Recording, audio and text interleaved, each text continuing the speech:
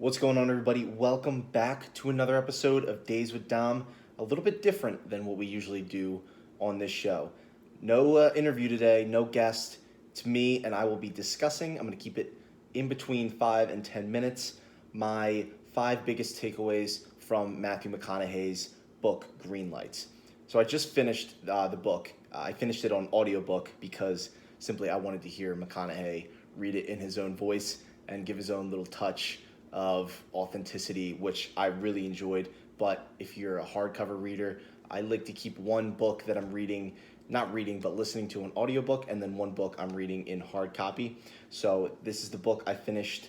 It was about almost 7 hours in total, but I finished it within a few days, just listening to it in the car when I'm doing some work, things like that. And it was one of my favorite audiobooks, one of my favorite books in general that I've ever read, listened to, and I felt like it related to me a lot, and I feel like there were a lot of lessons that are applicable to not just my life, but also what other people can apply to their lives. So I think it's very important that I share these kind of things and help you guys continue on your journey, continue on your path, because this life is a journey. And look, I'm nobody right now. I am just trying to learn and figure out my own life.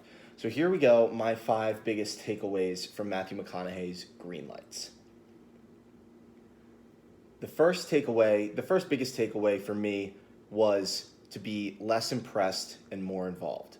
And this is something McConaughey harped on throughout the entire book. And it's applicable to everybody. Think about it, less impressed, more involved, okay?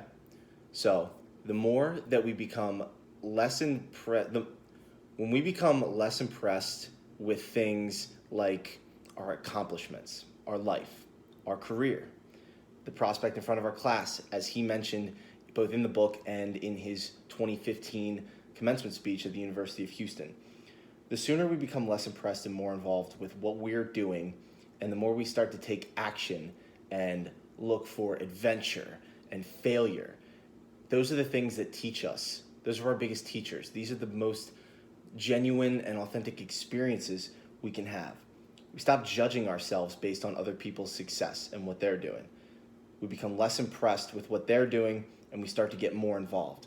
And I think this is applicable because we live in the social media age right now where we're constantly seeing people succeeding and reaching new heights and doing all these different things, and we compare ourselves to them. We compare ourselves to their success, and we judge ourselves, and that lets us, that leads us down a dark path, and our mind starts going, and I'm not doing this, I'm not doing that, they're doing that, look at them.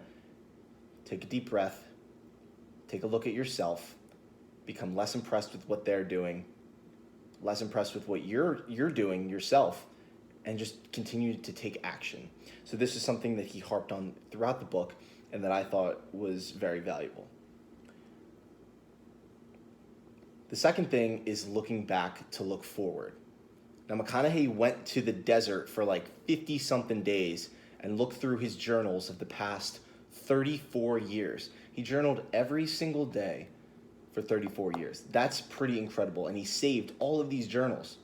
So as he was approaching 50 years old, that's how he wrote this book. He went to the desert with all of these 34 journals and looked back at the lessons, the failures, the success he had, all different things, from when he was a kid to when he was in college to when he became an actor to all different kinds of things he did in his life. He looked back at those things, and what he said in the book was, what can we take away from our past that will help us live the fullest in the next phases of our lives? No matter what you did in the past, you can look back on those. It doesn't matter how old you are.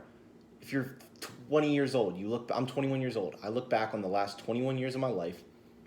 What did I do well? What could I have done differently? Who are the people that I helped? Who are the people that I hurt? How can I go forward and not look back and dwell on those things, but use them to make the next 21 years of my life even better? So looking back to look forward is how we are able to look back, see what we did wrong, see what we did well, and how we can live our lives to the fullest in the next half of our life.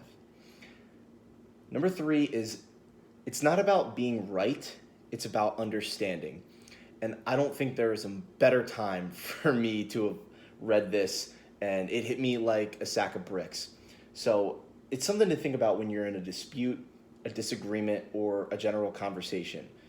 We're always taking sides. Everybody's looking, if even if we're in the dispute, we're looking for someone to take our side. If someone else is in a dispute, I'm sure you all have experienced this because I have, they're looking for you to take a side. It's not always about taking a side. If we just listened and tried to understand rather than to be right, we would save a lot of friendships.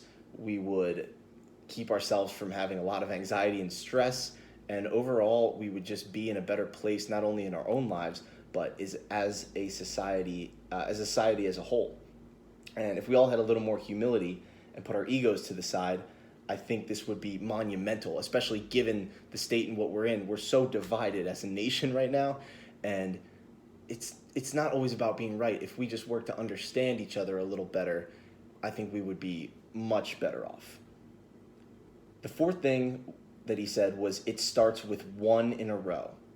And I think this is really crucial for me and really resonated with me a lot, because the only way to continue to grow and get better at something is to start doing things one in a row. I've not been able to play football, as many of you guys know. My senior year was canceled this year. My senior year of college football was canceled this year due to COVID. But one thing that I always did at school and in football was, working out one day in a row, doing sprints one day in a row, and continuing to build that where it becomes an everyday routine. And that can be applicable to anything that you do in life. You start with one thing in a row. If you want to grow on social media, you start by posting one thing a day in a row. So you post one thing one day, post another thing. And Joe DiMaggio did not get to his 56-game hit streak without first getting his first hit. It's working every single day to become 1% better than you were the next day. And the last thing, number 5, and my final takeaway from Matthew McConaughey's Greenlights, is don't half-ass it. So McConaughey, when he was at the University of Texas, he thought he wanted to be a lawyer. He thought he wanted to be a defense attorney. But then he later realized that he wanted to go to film school, be an actor, produce films. So he called up his dad and just told him straight up, not knowing what his response would be. He called his dad and said, "Dad, I don't want to be a defense attorney anymore. I want to go to film school." And there was a deep pause. And I don't want to give away too much of this book because I think everybody should go out and read it or listen to it because it's fantastic. His dad said to him, "Well, son, don't half-ass it," and then hung up the phone. And I think we know that the rest is history. So, as I look back and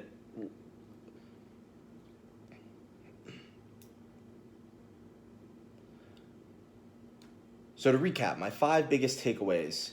Number 1, be less impressed, more involved. The less impressed we are with others and ourselves, the more we're able to look forward, take action, and get more involved in our lives. The second is 2, looking back and number 2, looking back to look forward. No matter what mistakes you made in your past or what successes you had in your past, look back, learn from them, and figure out how you're going to be able to live a purposeful life in the next half of your life. Number 3, it's not about being right. It's about understanding. If we could all just put our egos to the side and try to understand rather than be right, we would be way better off as a society and as people in general. Number 4, it starts with one in a row. You can't become the all-time hit leader without first getting that first hit. And you can't run a marathon without running that first mile. And 5, don't half-ass it. Whatever you want to do in this life and whatever you decide to pursue, go at it full throttle and don't look back and don't half-ass it. So these are my 5 biggest takeaways from Matthew McConaughey's Greenlights. I hope this helped you guys, and I really encourage you to go out and read it or listen to it. Okay, thanks for listening today, and I will see you guys in the next interview.